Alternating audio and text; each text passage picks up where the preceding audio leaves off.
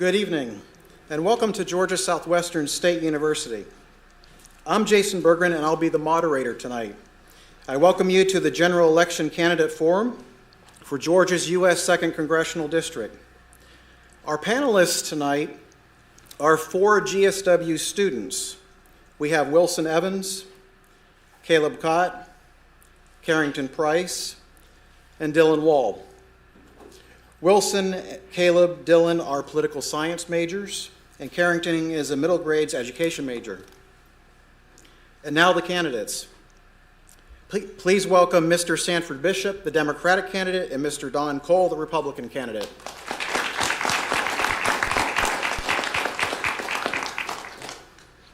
For the audience going forward, I ask that we refrain from applause and reactions of any kind.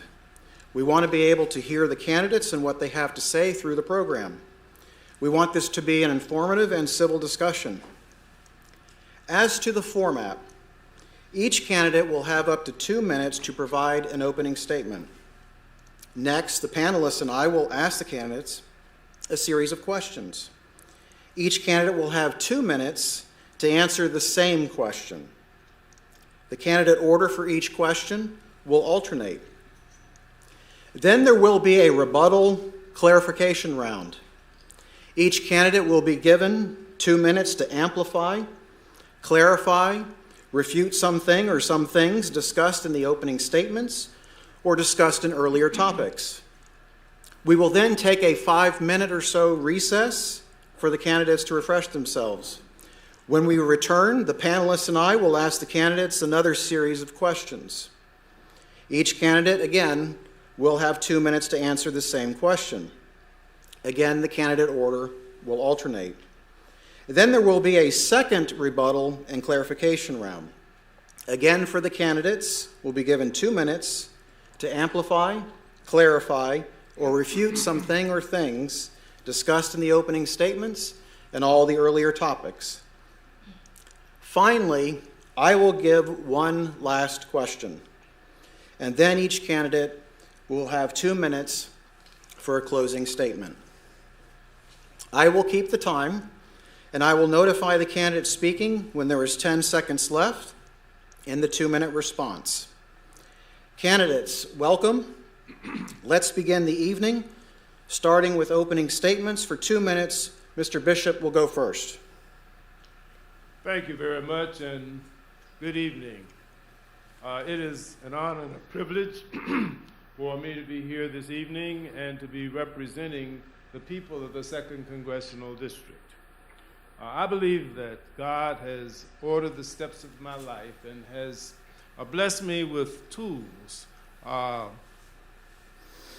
Christian upbringing, education and training with a political science degree, experience and training as a lawyer, 16 years of service in the Georgia General Assembly, 14 in the House, 2 in the State Senate, and now almost 28 years in Congress.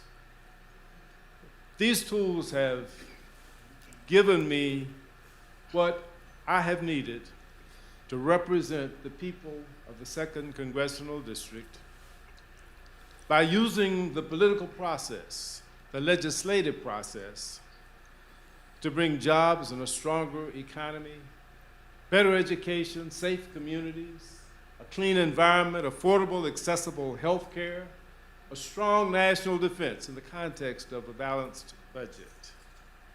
These are the essential ingredients to improving the quality of life, and I have done my dead level best to use the tools that God gave me that allowed my experience over the years to be able to work for and in behalf of the people of the 2nd Congressional District, to bring more than $22 billion in your tax dollars back home to enhance our quality of life, improving our schools, building our roads, creating jobs, boosting our local economy, supporting our law enforcement, all so that we can have a better quality of life.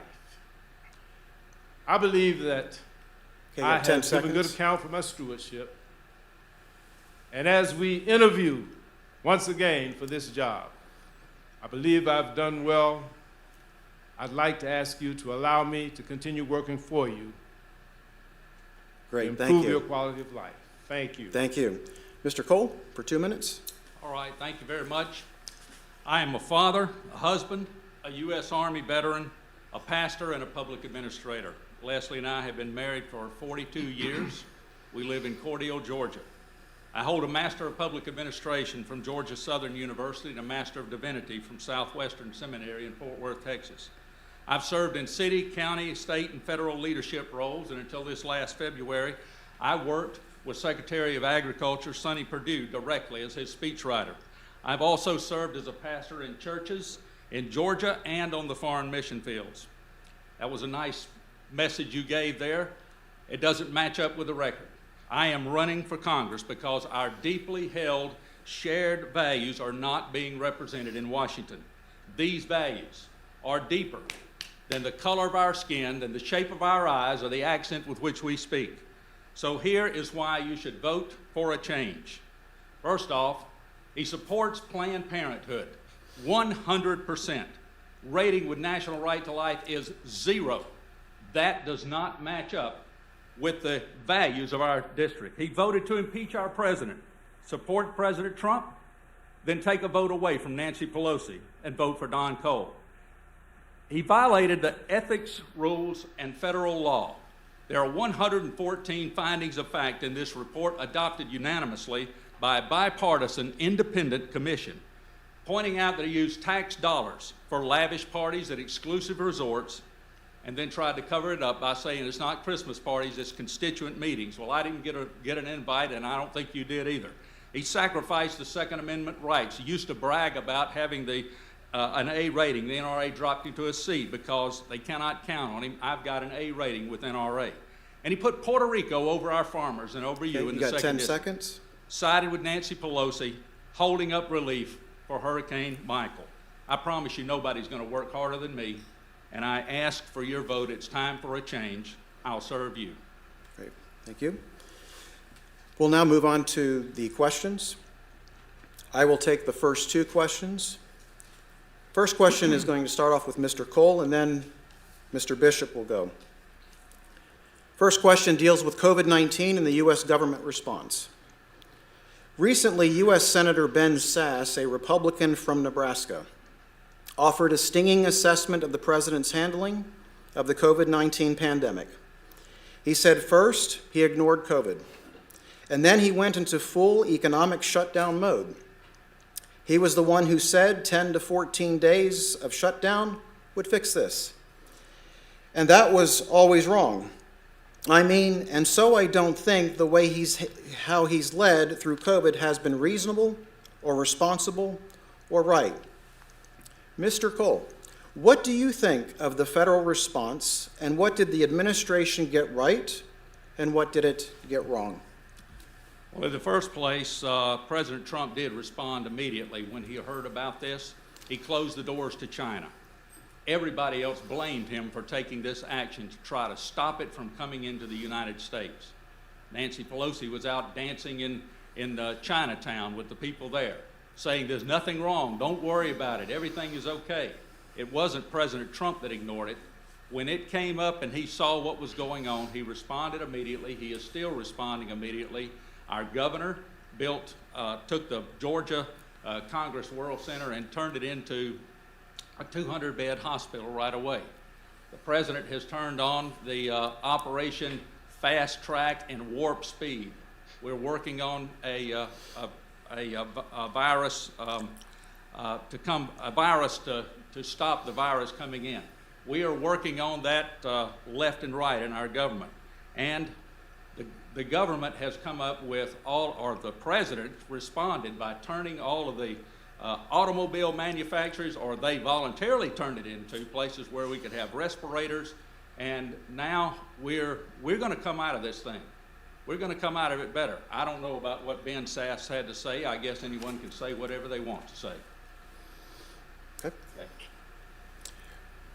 Mr. Bishop, what do you think of the federal response? What did the administration get right? What did it get wrong? First off, the administration failed to be straight with the American people. The administration tried to hide the seriousness of COVID-19. The administration still is hiding the seriousness of COVID-19. I think each and every one in this room and each and every one under the sound of my voice probably knows someone that has been impacted by COVID-19, particularly here in Southwest Georgia, where we were an epicenter for COVID-19.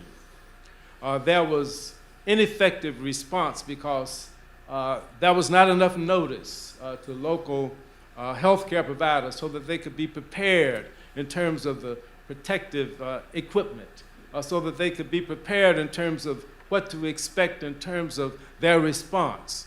And of course, it was too long in getting the testing and the tracing and the treatment for separation. Much too long. Even after it developed and we knew what was going on, the president still played it down. Oh, it's going to go away, be gone by Easter. Well, he said later that he just didn't want the public to panic. But he was really concerned about anything that would disturb his reelection. He was self-centered. He put himself and his reelection before the good of the American people, and we have over 200,000 people who have died, and many more who have been infected because of his failure to act. The Congress responded with the CARES Act. I'm happy that I'm chair of the Agriculture Subcommittee, and our Appropriations Committee was able to do something to help the American people. We need to do more, but we can't do more without the help of the Senate and the administration. Okay. For the second question, we'll go to Mr. Bishop first. COVID-19 appears to have first emerged in China perhaps as early as November. There is a consensus that it was not exactly forthright with the international community on the nature and the extent of the problem.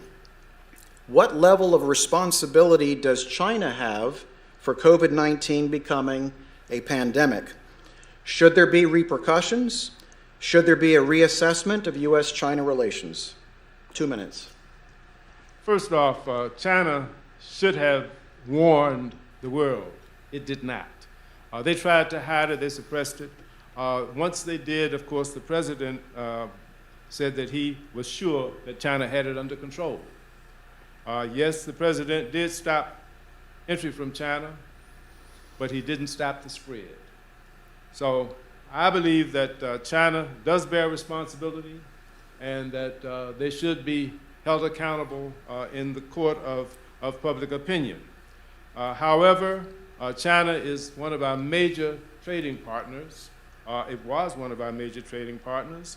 And of course, as a result of that, I suppose the president was unwilling to challenge China at the beginning of this pandemic.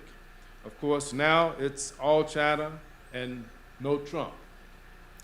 Failure to respond, failure to own up to what we were faced with, failure to alert the American people and protect the American people is his dereliction of duty and his malfeasance. Okay. Mr. Cole, you'll have 2 minutes as well. What level of responsibility does China have for COVID-19 becoming a pandemic? Should there be repercussions? Should there be a reassessment of U.S.-China relations? You have 2 minutes. Well, I think there definitely should be repercussions, and one of those could be to open the doors for lawsuits against China, because this is the Chinese virus. They allowed this to come in. They knew what was going on, and they said nothing. They did not warn the world, and the World Health Organization was obviously complicit in this of not telling everyone, because they also were saying. Some of the things that the president advised to people were based on the advice that he was getting from the same people who are now saying, oh, he messed all up. There should be penalties for China, and it should be from people who have lost loved ones. And we just had a funeral the other day, standing at the graveside of one of the medical providers in our community that that caught COVID and died from it. And I prayed every night when I saw the horrible spread through southwest Georgia. And you could look at a map and you could see that southwest Georgia was kind of the epicenter of this, and Albany. And the way it came about here was, everyone knows, was through a funeral where someone from Atlanta came down here. The spread of it was just taking off. Someone came down. The way people respond in funerals or love one another, the caring for one another, spread it out, and we should make China accountable. And as far as the president going easy on China, I think that's a joke. He has been tough on China from the beginning, in trade and everything else. He stood up to them. In fact, he's the only president that stood up to them.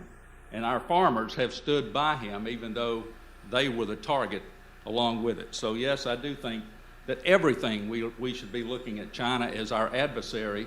Now, we can have good trading relations if they want to trade, and I want to see them trade, but they're a dangerous people. Okay, you have 10 seconds. What's it? For the next several questions, I turn to our student panelists. For each question, candidates will have 2 minutes to answer. Mr. Evans, you have the next question. Okay. Mr. Cole. Due to COVID, unemployment is at 7.9%, and unemployment claims continue to rise. Major companies like Disney and United Airlines have announced more layoffs. The travel, hospitality, and entertainment industries have been hit especially hard. Small businesses are closing, more Americans are struggling to pay their bills and rent, and facing food scarcity. An estimated 8 million Americans have fallen into poverty since the spring. What is the Congress doing, or should it do, to address this? Well, I think the first thing that we did do, that the president and the Congress together were working on, is the fact that trying to fix an airplane in mid-flight is kind of what it was, looking out here to see what's going to happen to our economy when this is out here. And we didn't know what this virus was going to be like. We didn't know the complete impact of it. And no, the president did not want to create a panic about that. Wanted to find out what was going on. But we addressed this with all of the various packages we have passed in order to get something out to the people. And now in Georgia, we have reopened the economy. It is reopening. Some of the states are not reopening, and that is creating a problem nationwide because they've not stepped out to start targeted, measured ways in which we can reopen. We don't have to shut everything down. We can see where the problems are, focus on those, and then do whatever it is that we need to do. And there's another bill that the president has been trying to get through, but it was Nancy Pelosi and holding up the funding on that, and it has not yet come through because they wanted to see money go to states that have refused to reopen their economy, states that are still shutting down, states that are not getting, they want to give money to states and bureaucracies rather than to individual people of what the president wants to do. Okay. Mr. Bishop, same question. Yes. You want to repeat the question? Of course, yes. Due to COVID, unemployment is at 7.9%, and unemployment claims continue to rise. Major companies like Disney and United Airlines have announced more layoffs. The travel, hospitality, and entertainment industries have been hit especially hard. Small businesses are closing, more Americans are struggling to pay their bills and rent, and facing food scarcity. An estimated 8 million Americans have fallen into poverty since the spring. What is the Congress doing, or should it do, to address this? Okay, Congress has passed several pieces of legislation, and I might add that all of them originated in the House of Representatives. The administration didn't offer anything, and of course the House of Representatives took the bull by the horns after the president refused to act and actually enacted the CARES Acts. There were several of them. One that would directly address the loss of work with the unemployment, extended unemployment benefits, also stimulus payments for families, extended nutrition for families that were out of work, could not have income coming in, and were having difficulty putting food on the tables, expanding eligibility for our school lunch, our nutrition programs that were required to serve in school, and of course with the shutdown and the social distancing, they weren't able to do that. And so we had to adjust those regulations through the Department of Agriculture to make sure that they could do non-congregate feeding and actually take the food to the kids. We also had to enhance our food banks. The TFAP program had to be refurbished so that our food banks would be able to provide food for insecure people. We did the Paycheck Protection Program to allow employers to be able to keep people on their payrolls. We also had the emergency injury disaster loans from the SBA. Those were put out. Unfortunately, the administration mishandled it and it was not distributed. So that was, although we first passed $349 billion and another $300 billion, it still did not get to all those people who were needed. So we passed in the House the HEROES Act, where we wanted to fill in all the gaps. Okay, you have 10 seconds. State and local governments, they were the first responders. They were the people, the police, the fire, the people who had to respond. They were not budgeted for that. They ran out of funds. They need help. They lost the revenue with the shutdown. Great, thank you. We need to help them. We need to help them to help the American people. Thank you. Mr. Cott, you have the next question. With the recent confirmation of Judge Amy Coney Barrett at the U.S. Supreme Court, there's increasing talk again of the issue of abortion and whether or not Roe v. Wade will be overturned. First, what is your position? Do you consider yourself pro-life and believe that Roe should be overturned?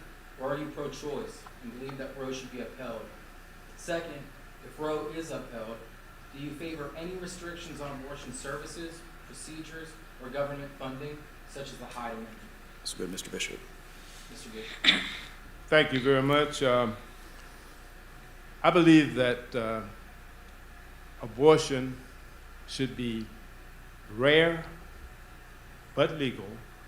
It should be in cases of rape, incest, and to protect the life or safety of the mother. I don't think abortion is something that any of us would like to see. I can't say that I'm pro-choice entirely, but I am for life. But I'm not life just for the unborn. I'm life for a child after he or she is born, when they're adolescents, when they're adults, as well as when they are seniors, because all life deserves to be supported, nurtured, and protected.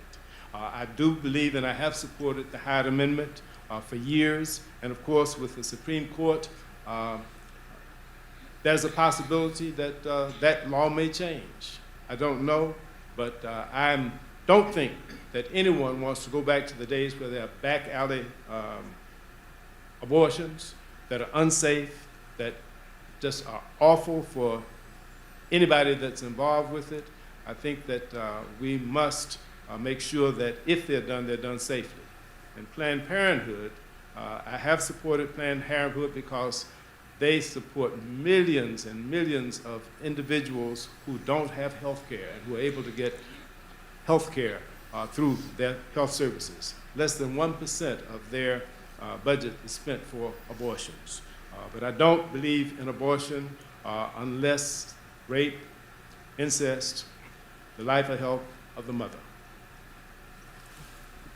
Would you repeat the question, please? With the recent confirmation of Judge Amy Coney Barrett at the U.S. Supreme Court, there's increasing talk again of the issue of abortion and whether or not Roe v. Wade will be overturned. First, what is your position? Do you consider yourself pro-life and believe that Roe should be overturned, or are you pro-choice and believe that Roe should be upheld? Second, if Roe is upheld, do you favor any restrictions on abortion services, procedures, or government funding, such as the Hyde Amendment? Well, I do support any no funding to Planned Parenthood, period. Planned Parenthood has committed atrocities, a Holocaust. Their approach is abortion as a pregnancy avoidance, or not a pregnancy avoidance, but a family planning and a termination of life in order to stop the pregnancies and to manage birth control. I don't know what the Supreme Court might do. Judge Barrett, Justice Barrett now, has indicated that she's going to go by the Constitution and rule according to that. So whatever happens along that, we'll be watching to see what might happen there. I don't even know what kind of cases are coming up. But I am unquestionably, unapologetically pro-life. And I believe it is totally inconsistent to say we don't want to go back to the unsafe days of abortion, of back alley abortions. Well, every abortion is not safe for the baby. And we need to just cut down to the bottom line. We're talking about a baby. And abortion is not a way to end pregnancy in order for cutting down population control. Planned Parenthood has operated in that way. And their atrocities of selling baby parts, saying let's save the abortion to just the right time, do it in just the right way, to sit there and say we're going to sell this part and sell this part, allow this part to go out. We've got the tapes of it. We've heard people callously sitting around, drinking wine, talking over a dinner about it as if they're talking about a crop of some kind. This is horrible. It is a blight on our nation, and we need to end it. We need to do everything we can to not be supporting that with your tax dollars especially. Ms. Price, you have the next question. Consider the issue of guns and gun violence in America. Mr. Cole, what measures should the U.S. Congress take to ensure greater public safety and responsible gun ownership without violating or infringing on Second Amendment rights? Let's make this very clear. The right to own and bear firearms shall not be infringed upon. A good government has nothing to fear from an armed citizenry. I see people walking around now, there's more and more armed carry out there, or open carry. I see people walking around and I'm not worried about it at all. It doesn't bother me of concern. I think we get into a slippery slope whenever the government starts looking at it and say we want to control this and control that. It's not the guns that are killing people, it is people that are killing people using firearms, using guns in order to do that. And we have to be very, very careful about that. We cannot infringe on the rights of the individual to own and bear a firearm, and I will stand for the Second Amendment rights without hesitation. Mr. Bishop, what measures should the U.S. Congress take to ensure greater public safety and responsible gun ownership without violating or infringing on Second Amendment rights? First off, let me say that I believe in the Second Amendment. I believe that every citizen should have the right to own and bear arms for protection. I believe that I've been a member now of the NRA for probably almost 28 years. And when I joined the NRA, they believed very firmly that the Second Amendment right did have limits and that the guns should only be in the hands of people who were responsible. So people who had criminal records, or people who were mentally ill, or people who were otherwise irresponsible should not have that right. And the only way to do that was through a reasonable background check. The courts have upheld that reasonable background check, and I had an A+ rating with the NRA, but I could not go with the NRA when they would not they would not support plugging up a loophole that allowed Dylan Root to go into a church service in Charleston, South Carolina, and kill 9 people only because the law did not allow them to wait another day. The time had run out, and he was from North Charleston instead of Charleston, where his record was. I cannot allow the NRA to not allow a loophole that will allow a kid who's not licensed to have a gun, who cannot have a gun legally, to go in an elementary school and kill innocent children. It is irresponsible for us to allow people to be able to have guns without background checks and go into a synagogue and kill people who are worshiping. Yes, the government has an obligation to protect us, to protect the community. Yes, we have a right to a Second Amendment, but it is subject to limitations, reasonable limitations established by the court, and that is reasonable background checks. Okay. Mr. Wall, you have the next question. Because of its advice and consent role in filling vacancies, the congressional role relating to the U.S. Supreme Court is normally thought of as a Senate power. However, the House also has important powers relating to the highest court. For example, the House and Senate together can determine how many justices will serve on the court. Since 1869, the number has been 9, but before that, membership was set at as few as 5 and as many as 10. There have been a lot of talk of expanding the Supreme Court. First, Mr. Bishop, what is your position on court expansion? Do you favor it or oppose it? Second, do you support any other reforms to the court, such as term limits or mandatory retirement ages? First off, let me say that the Supreme Court is the highest law of the land. It interprets our Constitution. And I'm an institutionalist, and I believe strongly that we should not meddle with the court for political reasons. The court should be solid. We have 3 branches of government. The Supreme Court is one of the top of the 3rd branch, the legislative, the executive, and the judiciary. I am not certain whether or not the court should at some point in time be expanded. I'm not in a position to say that, but I know that the court, with all of the various numbers of members that it has rendered decisions that have carried this land forward. Some of them were good decisions in retrospect. Some of them were not so good decisions. And so the court has had to adjust its rulings and adjust its interpretations of our Constitution to make it endure for the duration of our country. I believe that the arc of justice is long, but it slowly bends toward justice.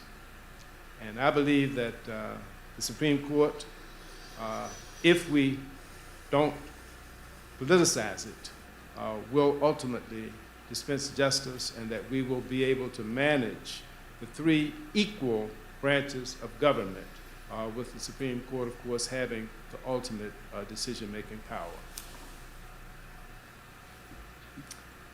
Could you cover everything in your question again? You want me to cover it all? Or Yes, just a sir, if you question? don't mind. Because of its advice and consent role in filling vacancies, the congressional role relating to the U.S. Supreme Court is normally thought of as a Senate power.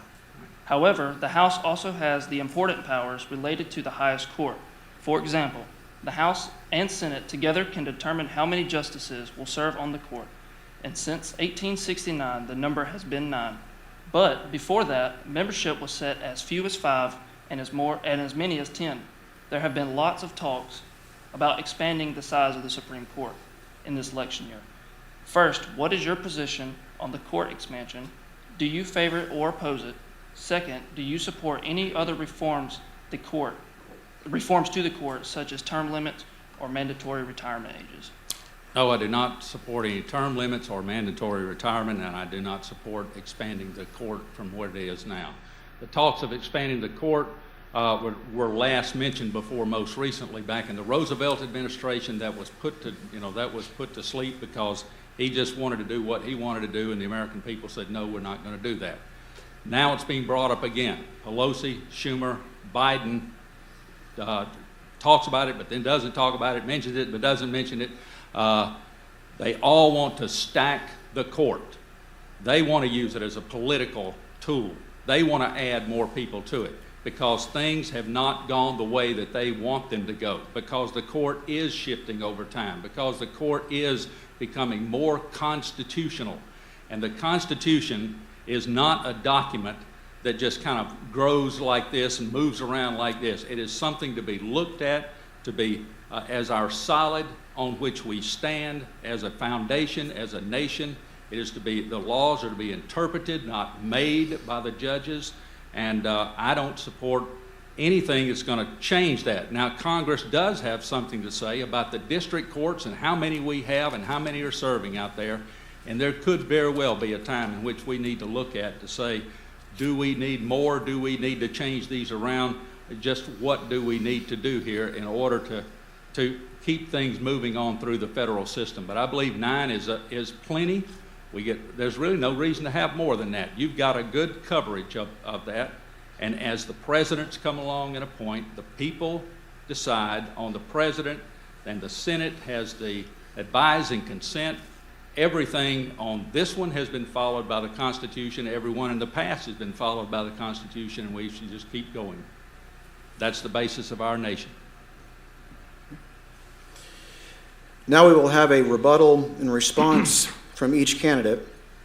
Each candidate will have 2 minutes to add to, amplify a previous answer, or respond to something the other candidate said on the previous issues. Mr. Cole, you will go first for 2 minutes. Well, I mentioned that the way the virus came down here earlier, that's the only thing I can think of right offhand. And as a pastor, I know how it is in a church and in a time you want to share grief. This whole COVID thing has impacted the way entire communities grieve over the loss of a loved one. It came down through here and spread like wildfire because there were people at all of these different groups around at 2 big funerals where there were a lot of people that came in everywhere, and this virus spread.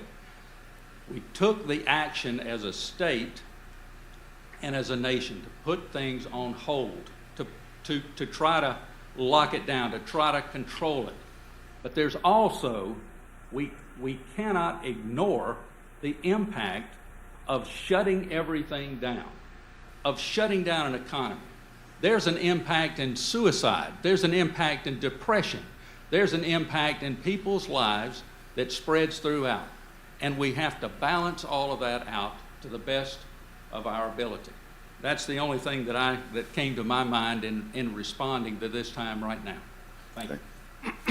Mr. Bishop, you also have 2 minutes to add to, amplify a previous answer, or respond to something the other candidates said on the previous issues.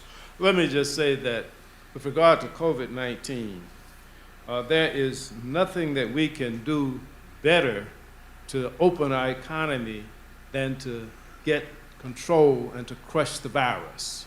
We have got to do that, and the only way we can do that is to test. We've got to test people. We've got to make sure that they have adequate testing and that there's tracing and that there's treatment, that there's isolation.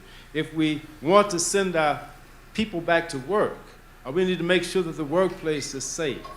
Our HEROES Act was going to do that, but the Senate put a pause on it. We want our children to go back to school so they don't have to stay at home. And of course, if the children are at home, then the parents can't go to work. But they want them to go to a safe school. But we need funds so that those schools can be sanitized, can have ventilation improved, they can have distance, they can have additional personnel, so that it can be safe for those children to go home, so that they won't contaminate their parents, or the parents won't contaminate them from having a contaminated workplace. So it's important that we pass the HEROES Act, that we pass a bill that will put the resources in place so that our states and our local governments, our counties that have had to expend money that they didn't budget for to protect our communities from this virus, that they are able to get some relief. So they won't have to lay off the police officers, the first responders, the other essential workers who have kept us safe, public works people, and the people who stock our grocery stores. We have got to give some relief to the American people. We've got to give additional stimulus, additional unemployment, additional nutrition, food bank service, so that people who are insecure will be able to eat. Okay, you have We 10 have seconds. got to do what it takes to respond to the needs of the American people. And we have not done that because the Senate refused to act. Great, thank you. This concludes the first half of the forum. We will now take a recess for 5 to 7 minutes and then resume for the second half. Thank you.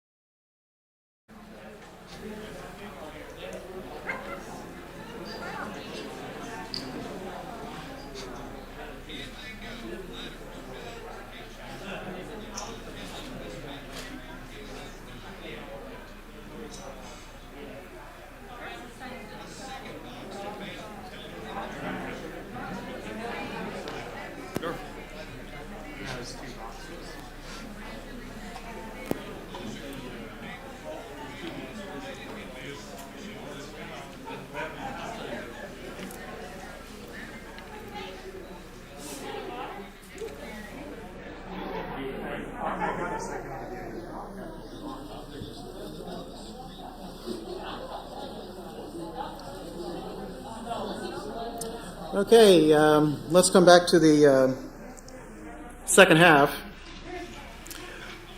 Welcome back, everyone. We will turn once again to our student panel. Mr. Evans, you have the next question. Mr. Bishop, starting with you. At the last presidential debate, former Vice President Joe Biden said that if he wins the election, he will advocate for an economy that eventually shifts from fossil fuels to alternative sources of energy as a way to combat climate change. He said, I would transition from the oil industry. The oil industry polluts significantly. It has to be replaced by renewable energy over time. What is your view? Is oil, gas, and coal have a future in our economy? Should it have a future? Yes, it has a future, but we also have an obligation to be good stewards of the earth. And climate change, scientists have established with great deal of research that climate change is a reality. And so what we have got to do is we've got to manage this transition. We've got to manage our ability to protect the earth, but also to be able to use the earth. I think that since the earth is the Lord's, and they that dwell therein, the fish and the fowl, we have responsibilities to take care of it. And of course, I believe that we should use the total portfolio. Yes, we use oil while we have it available, and now we have plenty of that available. But we also need to prepare and be innovative so that we can conserve and protect our planet. And of course, that means that we need to use the innovation. We need to use the other alternatives to fossil fuels. I believe that we should use the full portfolio, including nuclear. Georgia has finally, we were able to get the FERC to be able to establish that that we could use and develop our power plant, our nuclear power plant down in Berg County. Georgia Power, our electric membership corporations, our partners in that, that is a clean fuel, and I believe that it will be well for our future. We have solar panels that are growing all over our congressional district and all over the country, which also is another source of energy. But going forward for the 21st century, the country that controls energy will control the commerce and the economy. So yes, I'm for preserving the fossil fuels, but to wean them out little by little in a balanced kind of way as we develop new technologies with new jobs. Okay, you have 10 seconds. I think that we can do that.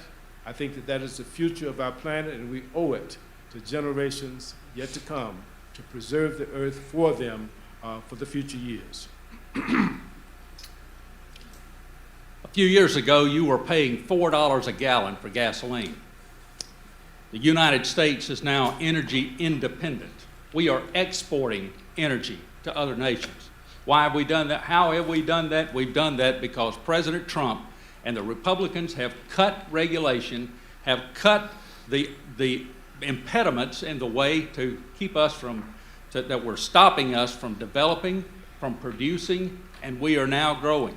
If you want your power bills to go through the roof, and in Albany, they're already some of the highest around anywhere from what I'm told, if you want those to go up, then go ahead and go with this craziness of the Green New Deal. This is nothing more than an effort to get the government involved to dictate and to keep us from being the strongest nation in the world, the best nation in the world, that what we ought to be and what we are. Other nations around, and the Paris Climate Accord, other nations were not required to do what we were doing. Why should we cripple ourselves with this kind of thing whenever We don't have to do that, and I'm glad we're out of that. I'm glad that we are producing. I'm glad that we are energy independent now. I'm glad that gas is down to $1.70, $1.60 a gallon instead of $4 a gallon. I'm glad that our economy has gone, and it's going to keep on going even through this COVID challenge that we have right now. We're going to come back out of this, and we're going to be stronger than ever. Okay. Mr. Cott, you have the next two questions. This question relates to immigration. There are approximately 11 million people living in the United States illegally. What are your views on programs like Daca, the Deferred Action for Childhood Arrivals, which are intended to give eligible persons protection from deportation? Are they even constitutional? Would you go further and offer permanent residency or even a pathway to citizenship to those improperly documented? To Mr. Cole. President Reagan tried this several years ago, and all that happened was more people came flooding in. There was a promise that we were going to secure the borders. Congress never did that. It never got about, and all we had was a flood of people coming in. No, we do not need to have a path to citizenship.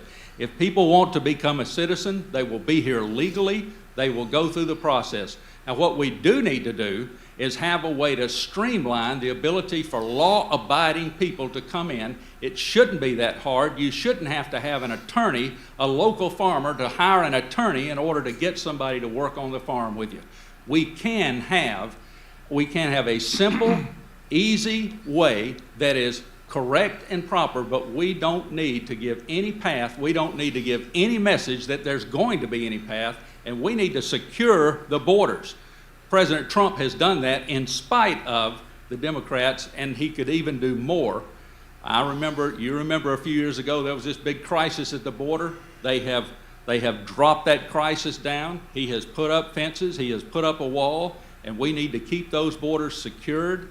We need to not give anybody a path and let them go back and come back through like everybody else who is legally here to do that. I support DACA.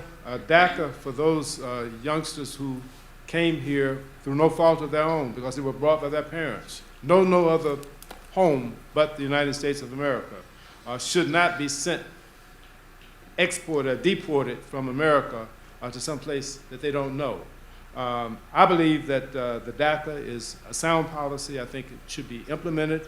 But I do believe that we need a comprehensive immigration bill that we've been trying to pass in Congress now for several years. Our agricultural producers need guest workers, and that should be a part of it. And of course, during the pandemic, we had a crisis there, but we were able to get that worked out with the customs as well as the Department of Labor. But we've got to have guest workers who will do the agricultural work that is so vitally needed in order for our agricultural producers to continue producing the highest quality food in the world. So we've got to have a comprehensive bill, but yes, I do support DACA. I'm a person of faith. And in the 25th chapter of Matthew, it says, when I was hungry, you gave me meat. When I was thirsty, you gave me drink. When I was a stranger, you took me in. And as much as you did it to the least of these, you did it unto me. That was a parable from Jesus. I believe that America, which has always been the shining city on a hill, where people wanted to come, where our Statue of Liberty says, give me your tired, your poor, your humble masters yearning to be free. That is the America that I believe in. I believe that America can accommodate its diversity and the plurality of cultures that have come and made America great are what I believe that we should Okay, 10 embrace. seconds. So yes, I support DACA. Yes, I support comprehensive immigration reform. I believe that we can do it, and we should do it, and we should do it consistent with our Judeo-Christian principles. Great, thank you. Mr. Cott, you have the next question as well. During this election year and through the pandemic, there's been a lot of discussion about the future of healthcare in the United States. During the primaries, Democrats were discussing whether to adopt some form of Medicare for all or protecting and enhancing the Affordable Care Act known as Obamacare. The president says he wants to end Obamacare, but keep the protections for pre-existing conditions. What is your view on health care, Mr. Bishop?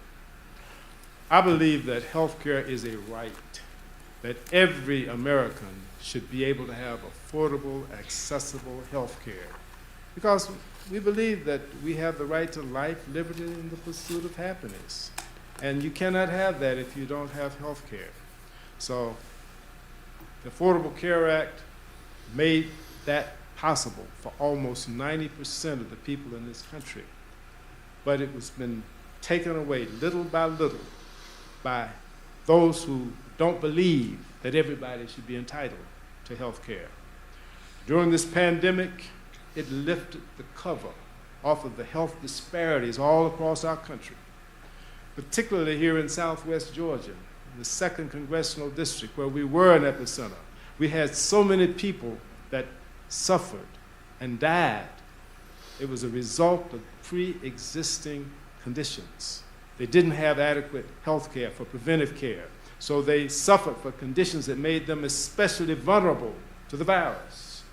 So one of the things coming out of this is that we have got to leave this place and go back and try to make sure that we can enhance health care for all Americans so we can stop the spread, and we can also enhance our population so that they will be not vulnerable to diseases. We have some of the worst health outcomes anywhere in the country. We need to clear that up, and if our legislature had adopted Medicaid expansion, if they would do it now, 500,000 additional Georgians would have access to health care. If the other states, 34 states have adopted, but there are those who have not. If they would do that, that would create the opportunity for Americans to be that much closer to being able to have a greatness of America shared with everyone, not with regard to where you live or how much money you have. Okay, thank you. The Affordable Health Care Act was neither affordable, neither was it health care. The premiums went through the roof. Deductibles went through the roof. It was at a point where if you were sick or if you had a $10,000 deductible, you may as well not have insurance at all. And a lot of people decided on that option. And the courts have said, hey, you can't force somebody to buy insurance. An idea of the government providing all of the insurance for you or all of your health care is only going to make what used to be the driver services. You like standing in line at driver services? Well, fortunately in Georgia, Governor Sonny Perdue shortened that, but it's only going to make you stand in line longer and get less service than before. And if you have a job with insurance, do you like having that? Do you like your insurance? That's going to go away because your employer will be forced to drop that in order to have a government-provided insurance. This is only another way in order to get government hands into your individual life. And government doesn't do anything good. I don't care what it says on the paper. The question is, how is it delivered? How long are you sitting in line waiting on something? How long are you looking to get some kind of a service that you need? You won't have that. And the president has, and the Republicans are going to present something, and the president has said, we're going to have an insurance that has we're not going to have any pre-existing conditions. You're going to be able to get insurance. Those that have some kind of a difficulty now, there are provisions out there. There are ways in which they're trying to take care of that and cover all of that. We don't need the government involved. Okay. On to the next question. This question is coming from Ms. Price. Although public education is largely a matter for the states and local governments, there's been a role for the federal government. Mr. Cole, what do you think that role should be for grades K through 12? Should it encourage greater school choice? Should it set goals for schools? What role should it have for universities such as Georgia Southwestern? I'm sorry, I didn't understand everything you were saying there. You're talking about school choice? Could you move the microphone a little bit closer to you? Okay. What do you think that role should be for grades K through 12? Should it encourage greater school choice? Should it set goals for schools? What role should it have for universities such as Georgia Southwestern? I think there should be school choice for parents in order to send their children to the school that they would like for them to go to. And if they're charter schools, if they're public schools, it makes everybody compete, and it's a freedom for the family. It's a freedom for the individuals. It's a freedom in order that they could say, if I'm going to have, if I'm going to send my child to school, I'm going to homeschool, I've got an ability to send them to a school over here, I want to choose this option or that option, they need to have the option. Especially in areas where there are failing schools, it is a horrible thing to force a family, and most of these are in poverty-stricken areas, to force them to send their child to a school that is failing and is not going to be working. The government coming in and coming up with more and more regulations on it is not the answer. The answer is getting it back to putting it in the hands and let the money follow the student. You'll see education improve overnight with that action. Okay. Congressman Bishop? Yeah, let me say, you actually are correct. The federal government does not have hands-on really for education. The federal government supports education, which is really a local function. And of course, we provide resources to states. We provide resources to local school systems that come through the state departments of education. And of course, when we provide those resources, in order to provide incentives for higher standards, for higher quality, for equal opportunity, for remediation, we attach some strings to that, and that is appropriate.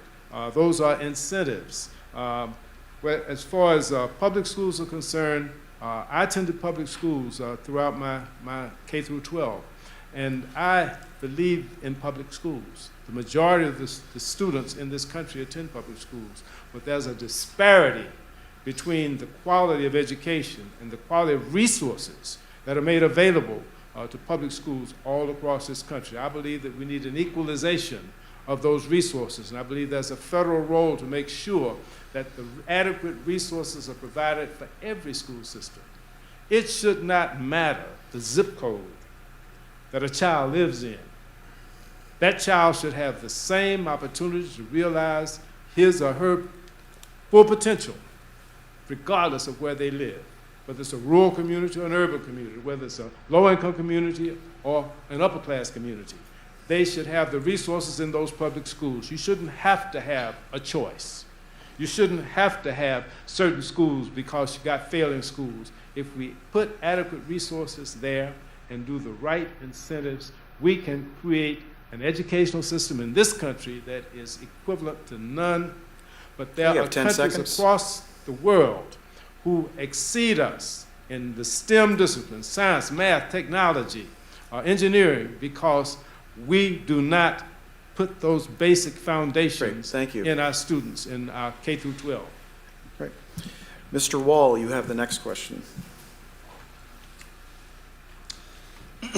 This year, once again, there have been more instances of Black Americans killed by police officers, active or retired. Among them were Ahmaud Arbery, Breonna Taylor, and George Floyd. There was another shooting this week in Philadelphia. In response, Black Lives Matter has become a message and a movement. However, there have also been calls for defunding the police. Meanwhile, according to an ABC News report on July 22nd, there have been, and I quote, a rise in anti-police sentiment that experts say manifested itself in attacks on officers, patrol vehicles, and precinct station houses, leaving cops around the country feeling under siege. End quote.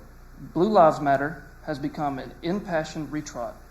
Mr. Bishop, what is your take on this year's events involving race and policing, and what can and should Congress do? This is very, very disturbing, and it is something that I think has awakened the conscience of this nation. I have always and continue to be supporters of law enforcement. Some of my closest friends are law enforcement personnel. I have some friends that were actually killed in the line of duty who were law enforcement personnel. and I support their families, and I've encouraged and supported legislation to provide for survivors of law enforcement officers killed in the line of duty. I believe that our law enforcement officers do, 99% of them, serve and protect our communities. I love and I respect them, and we provide all the resources I can through Congress to support our local law enforcement. However, there are some bad apples, and Congress needs to set standards so that we have equal policing, fair policing, justice in policing. Yes, we need to eliminate chokeholds. We need to make sure that when lethal force is used, that lethal force is required. So there needs to be training, standards. I do not support defunding the police. I've done everything I could to support law enforcement with resources here in the 2nd Congressional District, additional equipment, surplus equipment, radios, special appropriations, which we used to call earmarks, to our local law enforcement so they could be able to get the equipment that they needed. I've supported very much the Police Officers' Bill of Rights. However, we have got to get some balance here. We need body cameras. We need to make sure that there's adequate training, there's cultural training, and that there's standards that can hold all of us, okay, you have 10 seconds. Police or otherwise, to the standard of care for equal justice under law. Everyone needs to be held accountable, including police officers. Great, thank you. Well, the idea of defunding the police, when I first heard that mentioned, I honestly thought it was a Saturday Night Live skit.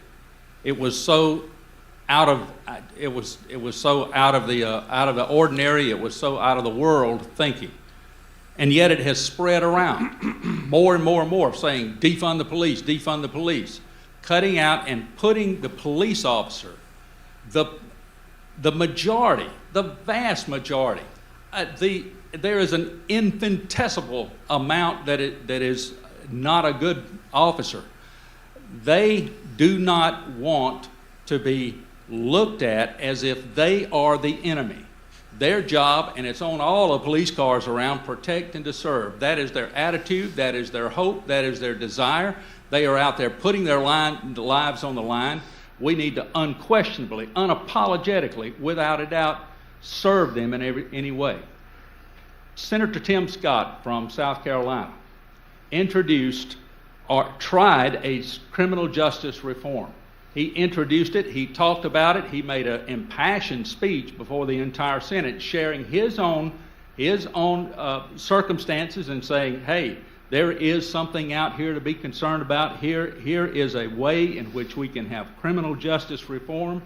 He wanted to meet, and he offered every kind of amendment. He said, I will accept whatever you want to. Democrats blocked it, Democrats blocked it, Democrats blocked it, because they did not want to see that. They wanted it as a talking point to incite, to spread around. No, we don't need to be talking about defunding the police. We want to be behind them all the way with everything, not just handing out federal money here and there, but I'm talking about with an attitude. I was a military police officer when I was in the Army, so I've got a brotherhood there myself as an investigator, and we need to be standing beside them. Okay. Without apology, standing beside them. Okay. Now we will have a second rebuttal and response from each candidate. Each candidate will have 2 minutes to add to, amplify a previous answer, or respond to something or some things the other candidate said on the previous issues. Mr. Cole, you'll go first for 2 minutes.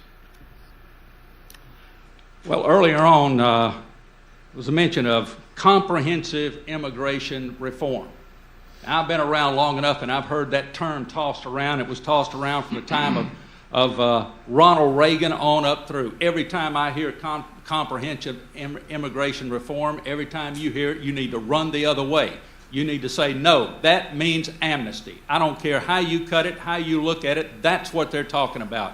What we need to do is secure the border, enforce the laws we've got right now, and then work to a way to simplify the coming into the country. For those who are already in the country illegally, they're going to have to go back and come back through just like everybody else has who has worked toward that.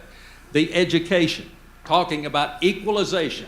Well, you know, the best way to equalize it is put it in the hands of the parent, let the money follow the student, let the parent decide, and I guarantee you when the parents can decide, there will be a better equalization.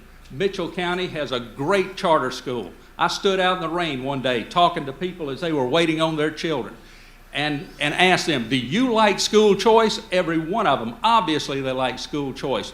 The Baconton Charter School is a great school. Everybody wants to get in there because they've got a choice. They've got control. It is local control over them. That's what we need to encourage. That's what we need to support. And we don't need a big federal handout or a big federal oversight. The attached strings from the education policy, what Obama did was putting strings in so that people were afraid to try to use, or else they were forced into a certain direction with little bathrooms with little boys and girls in there, having to not be able to go to the boys' room or the girls' room, having the same ones out there. Okay, 10 seconds. Okay, I'll stop right there. That's enough. I can preach on all night. Mr. Bishop, your rebuttal and response for 2 minutes. Yeah, let me just say that I spent quite a bit of time with the superintendent at Mitchell County and the Baconton Charter School in an effort to try to get some justice for those charter schools. They were serving everyone in those communities, and yes, that charter school in Baconton was sought after, was high performing, but because of a federal regulation, they were not able to share in the funds that were going to the other school in that particular county. So what we did was try to work with them and put them in touch with the Charter School Association to help put in place some legislation that would allow them to be able to participate in that special program. I have a great deal of respect for the efforts that are undergone there in Mitchell County, and I certainly want to do everything to see that everyone gets a solid education. Let me just say with regard to the George Floyd Justice and Policing Act, that was passed by the House of Representatives with a great deal of debate, great deal of detail, dealing with every aspect of how we can comprehensively improve the quality of policing in America. Fair to police officers, fair to citizens, transparent with body cameras. All of that was in that bill. Went to the Senate, controlled by Mitch McConnell, went to what we call McConnell's graveyard. Nothing happened. So when there was public opinion with the furor that was fanning across the nation, Tim Scott offered his watered-down version of the Justice and Policing Act. Okay, 10 seconds. It was unacceptable. It was not voted upon in the Senate because people could see that it was paper thin. Okay, thank you. Now the last question of the evening. This one is about the 2020 election. Approximately, as of today, 75 million Americans have already voted. That's more than half of all those that voted in 2016. Turnout this year could be one of the strongest in the modern era. However, on many occasions, including this week, President Trump has said that the only way he can lose is if the election is rigged, if there is massive voter fraud. Presumably, this also means that Republicans can only lose their down-ballot races if the election process is fraudulent. Then we have Democrats who contend that there are widespread efforts to suppress the vote. So if both sides are signaling that the election process is not fair or perhaps not free, how can the American people have confidence that their votes will count? Mr. Bishop, for 2 minutes. It is most unfortunate. The most precious right that we have as Americans is the right to vote. My colleague John Lewis struggled, was beaten, almost died, struggling and fighting for the right to vote for every American. And if we do not utilize that right to vote, we cannot preserve and save our democracy. I believe that we should take every effort that we can to make voting as accessible as we can possibly make it, so that every American can have his or her voice heard when it comes to electing the people who will be ruling our country. I believe that this election, it is not helpful for there to be voter intimidation, for there to be impediments placed in the way of people voting, nor should it be that people are going to say that if I lose, it's because they cheated. That's what we used to say on the playground. We need to be adults. We need to take this election and our democracy seriously, and we need to get it right. We need to make sure there's not foreign interference. We need to fight that cybersecurity intrusion by Russia, by China, by Iran. And we need to pay very, very close attention to it, because we must do that in order to save our democracy. Our vote is our voice.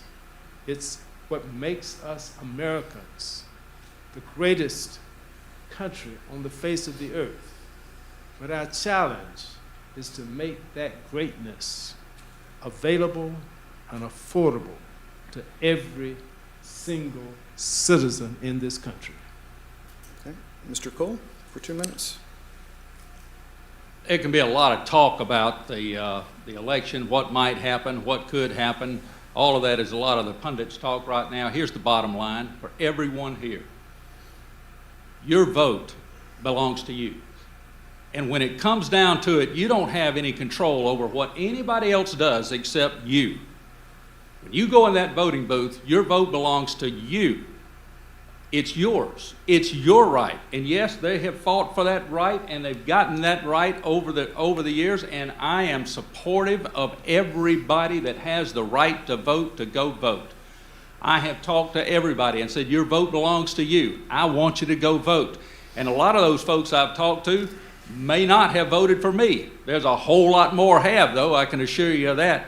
And then we don't need to be inciting or stirring up things that are going on. I stopped by in Albany, and I had a nice talk with the Black Votes Matter. They were out there, and their organization is to push people to go out and vote. Well, that's great. I'm glad to see that. I've seen free transportation. Call this number if you want to ride to the polls. That's great. If you've got the right to vote, get there by any means that you can. Get your absentee ballot in. Those folks at the Black Votes Matter gave me a bottle of water, and we had a nice conversation out there. There was everything civil about that. There was no argument back and forth. When this election is over, if everybody has voted, if there are no illegal activities going on, and who knows what's that going to be, and if that comes up at the time, we'll raise that question up if anybody has suspicion of that. I want that to be raised up. We want a good, clear, clean election. The people will decide, and I am willing to trust the judgment of the people. When it all comes down to it, it's yours. Okay, 10 Nobody seconds. else can do anything. You can't do anything about anybody else's. You vote. Your vote belongs to you, and I'd appreciate your vote. Great, thank you. That concludes the second half of the forum. We will now move to the closing statements. Each candidate will have 2 minutes. Mr. Cole, you will go first. Well, we've had a good discussion tonight. The very name of the office that we both are seeking sums up the main issue, the primary issue, representative. The question is, who is being represented and who will stand up for you in the 2nd District? I will stand up for you. I'll work for you, and no one is going to work harder for you than I will, so we need a change. The reason is simple. I don't believe we have a representative who represents our deeply held shared values. 100% rating with Planned Parenthood, that does not match the 2nd District. Voting to impeach our president, if you supported President Trump, then you need to vote for Don Cole to take a vote away from Nancy Pelosi. A report hanging over one's head that could lead to indictment or to expulsion or both. You don't need to hire someone who might be arrested any day. Don't laugh about that. Former Congressman Duncan Hunter is going to prison for the same charges. This is a serious, serious matter. This is not anything to be taken lightly. An NR rating of C, not for the 2nd District. Prioritizing Puerto Rico, he's going to do whatever Nancy Pelosi tells him. And he fought against a move that could bring jobs to Fort Valley State University. The worst part is I don't think that opportunity even crossed his mind. I'll stand up for you. I'll be the cheerleader here in the 2nd District. Georgia's been the best place in the nation to do business for 7 years in a row. You need a Congress, not on a golf course. My focus is economic development. I'm going to help with jobs, jobs, jobs, and I want to see you have a job. I want to see you build wealth. I want to see you pass it on to your future generations. Nobody is going to work harder for you than me for real jobs, for a real future for the 2nd District. I believe it's time for a change. I will serve you. I'm asking you to vote for Don Cole and to send D.C. to D.C. Thank you very much. Great, thank you. Mr. Bishop, your closing statement for 2 minutes. Thank you very much. This job does not belong to me, nor does it belong to Mr. Cole. It belongs to the people of the 2nd Congressional District. They have seen fit to send me back to work for them over the last 14 terms. And they have done that because I have delivered for them. Agriculture is the #1 industry. Because I have the seniority and the experience, I'm the chairman of the Agriculture, Rural Development, Federal Drug Administration Subcommittee of the Appropriations Committee. Defense is the 2nd largest industry in this state. I serve on the Military Construction, Veterans Affairs Subcommittee of the Appropriations Committee. Financial services is the 3rd largest element of our state's economy. I serve as a senior member of Financial Services Subcommittee of Appropriations. I have delivered jobs to this community, to this district. Our military bases are protected. 29,000 new personnel at Fort Benning. Expansion of the Marine Corps Logistics Base to Worldwide Logistics Headquarters in Albany. Supportive of Robbins Air Force Base. All of those contribute mightily to the economic base of this community. I support and I fund in my subcommittee the Farm Service Agency, the Rural Development Agency, and the Federal Drug Administration that keeps your food safe and that regulates the medical devices and your prescription drug entrance into the market. We're working and supporting a new vaccine. I'm there in place at the table with the gavel. I have delivered in times of trouble and in times of triumph. Send me back. Let me continue this ministry of public service working for you. A proven leader working for you. Great. Ladies and gentlemen, let's thank the candidates for a wonderful evening.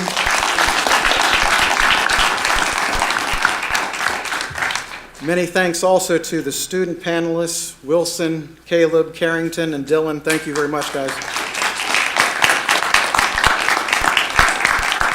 I thank the audience and those online who are viewing this. We hope tonight's event has been very informative and very helpful to you in helping you to decide your vote. Early voting is going on and continues in the state until Friday, October the 30th. Election day for the general election is Tuesday, November the 3rd. Please go vote. And thanks again for coming tonight. Good night. Hey, thank you. Thank you. Just come up there or...